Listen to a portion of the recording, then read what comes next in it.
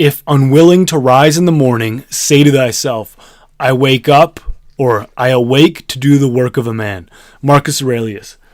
It's just me and Teddy sitting here in the office on a Saturday getting work done.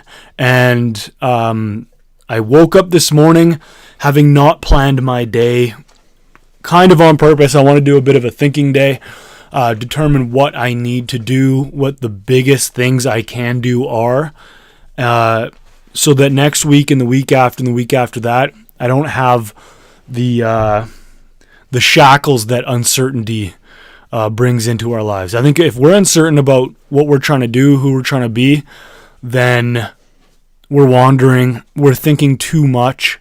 And when you schedule time to think, you release or relinquish that burden from your shoulders and from your life and from your mind so that you can just work. And I think that men are better off when we awake to simply do the work of a man, as Marcus Aurelius wrote there. So it comes back to clarity. Clarity is a big, big, big thing. I just did a hike yesterday, and going up the hike, I did a video. This 3 things will tie into clarity. 1, who to follow, which is different than what you might think. 2 is identifying what to do. And 3 is a little exercise you can do to determine who you want to become. So first, who to follow. I'm basically going backward in order. Who to follow. So, Teddy, come on, buddy.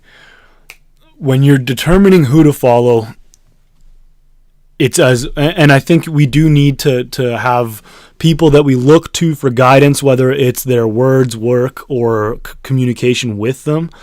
When you're determining who to follow, I've really come to understand that it's not just about what they've accomplished. You're not trying to duplicate what they have done, even if they have done something that is grand and on a big scale. What you should most look for is how they've done it, who they are as men, what kind of people they are, the virtues and values they hold true, because there's a lot of people that have earned maybe or created the business that you want to create, or done the work in some way that you want to do. It might not be the same niche. It might not be the same focus. It might not be the same industry, but they've done something big that you want to in some way replicate. But you have to align, their values have to align with yours. Because there's a lot of people that have done a lot of stuff. They've built businesses, they've built companies, whatever, and they're fake, they're scumbags, they're ingenuine, and I've full transparency, I've got caught up in looking at what certain people have accomplished and tried to kind of learn from how they've done it and this and that, and you can take something from everyone, and sometimes the thing you take from them is, okay, that's not me, that's not how I want to do things, and that's not who I want to become as a man. And no matter where you look, there are people who are doing really good things that are doing it in a very honorable and just and good and virtuous way. A few examples. The easy ones are guys like Jordan Peterson. I think he's amazing. Jocko Willink is great. I don't have names on the top of my head. The Order of Men, Ryan Michler. In the fitness space, I think Mike Matthews has done a really good job. There's a lot of guys. Who's the Lions Not Sheep? Sean Whalen is another guy. So there's a lot of guys. Bedros Keuilian is another guy who's done things in a certain way. So if you're looking for people who have done what you want to do, be very discerning about how they have done it and who they are.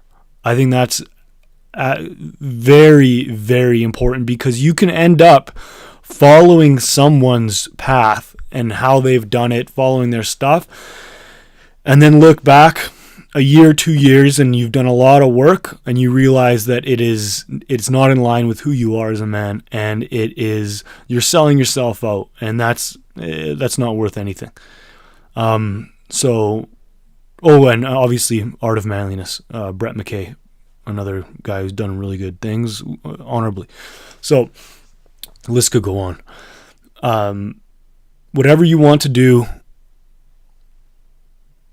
find some models to model yourself after, but make sure that they've also done it how you want to do it. I think that's insanely important. So that goes to the video I did yesterday. Is I basically said don't follow a fat trainer because they haven't done what you want to do. Don't follow a financial specialist who's got not a penny to their name. It's very simple. You not only follow people who've done what you want to do, but then follow people who have done it in a way that you want to do it. That should help you determine what to do. So, do you want to write books? If you want to write books, have something on the back end that is even more valuable than the book, like a course or something.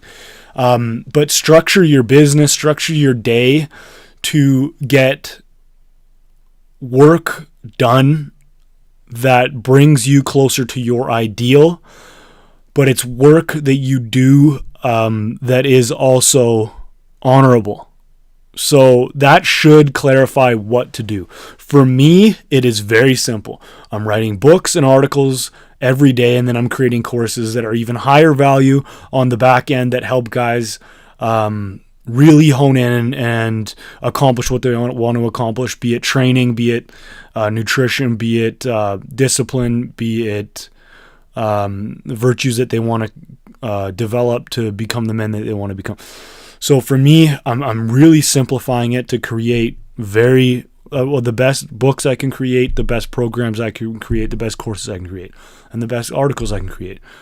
So that's simple. That's me doing the work I know how to do on a very, and that's honorable for me. I think those things are honorable because they actually give people benefit. Then, who do you want to become? So, who do you want to become?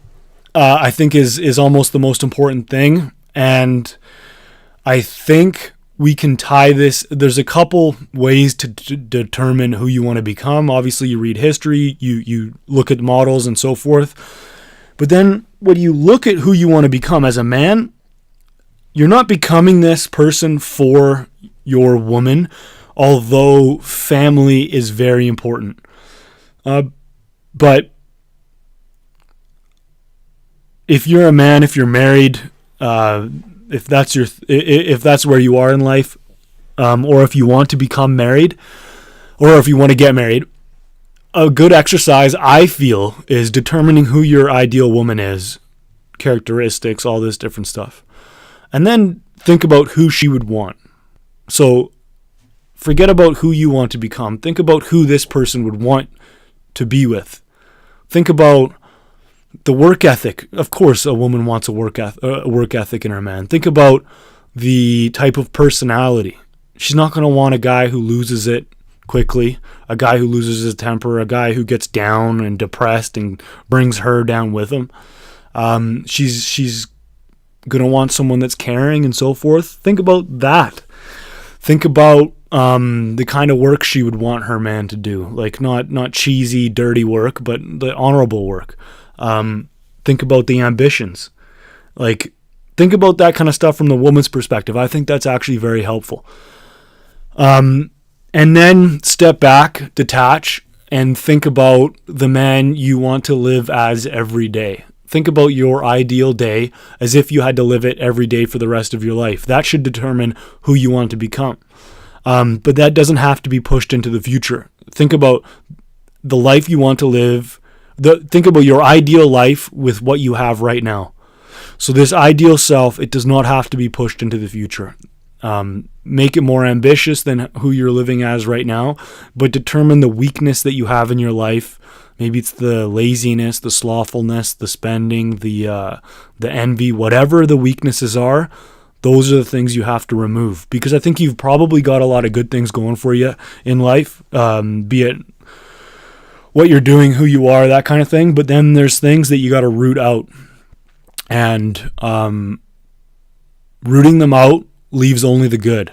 So write down what these weaknesses are and work on removing them. And this brings me to the final point that kind of got me on this podcast topic, and that is to find the balance between appreciation and being hard on yourself. I do think we need to be hard on ourselves. If we're improving, we're literally trying to do things that we cannot yet do or are not yet aware that we can do. We're trying to let our reach exceed our grasp. That is being hard on yourself. It's not putting yourself down, but it's expecting more of yourself, while at the same time appreciating where you are, that you're alive, who you have in your life, and moving from that point. So it's walking a fine line between being hard on yourself in a good way and being appreciative of what you've done, if you've done anything of value. If you haven't done anything of value, don't be appreciative of what you've done because you haven't done anything. Be appreciative of the fact that you have the capacity to do it, though. We all have the capacity to do great things, to do ambitious things. It's just some do it and some don't. So walk that fine line between being hard on yourself and being appreciative of what you have.